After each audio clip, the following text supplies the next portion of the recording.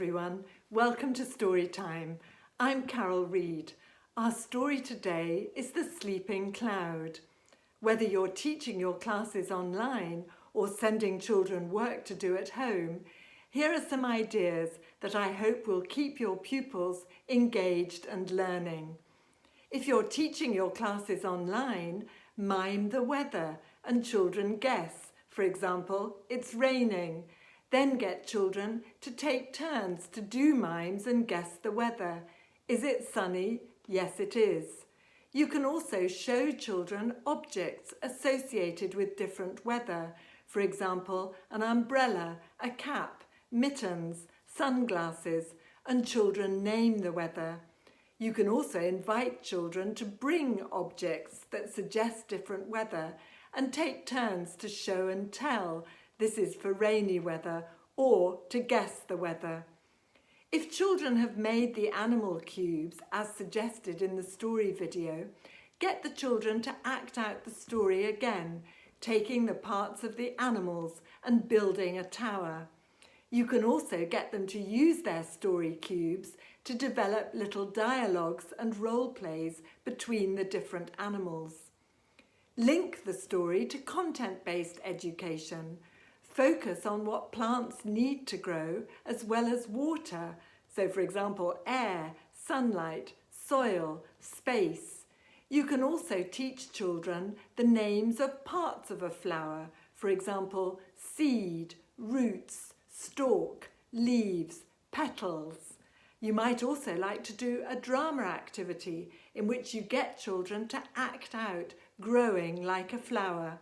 For example, you're a little seed in the soil, and now you've got tiny roots, and now you've got a stalk and little leaves, and now you've got big leaves, and now you've got a flower with petals.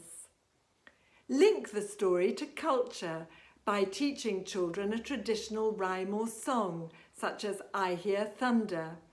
You can also, of course, link the story to values education by eliciting from the children how the animals work together to make their terrible noise to wake up the cloud, and make the point that we can often achieve more, or what we want, by working together.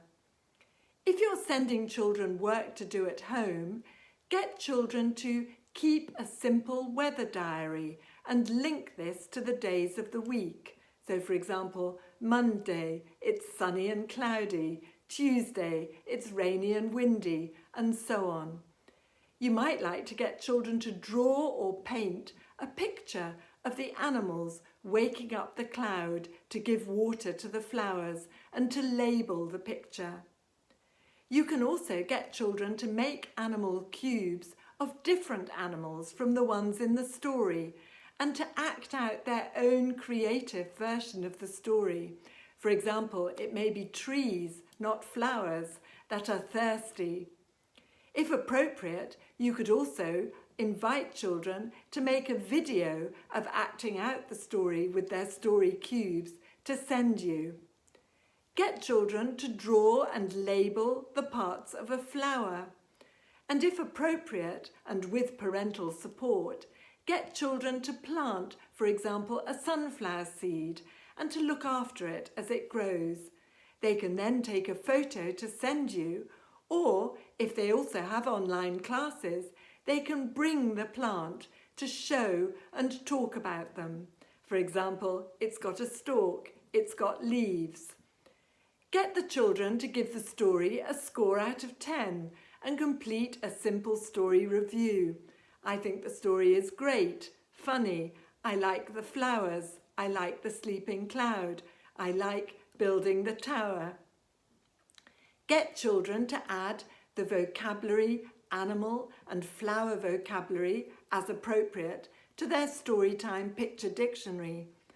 And get children to review their learning from the story.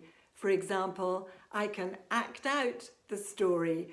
I can name the parts of the flower. If you're teaching online and sending your children work to do at home, you may like to use a combination of these ideas. I hope you and your children enjoy the sleeping cloud. I look forward to seeing you with another story next week.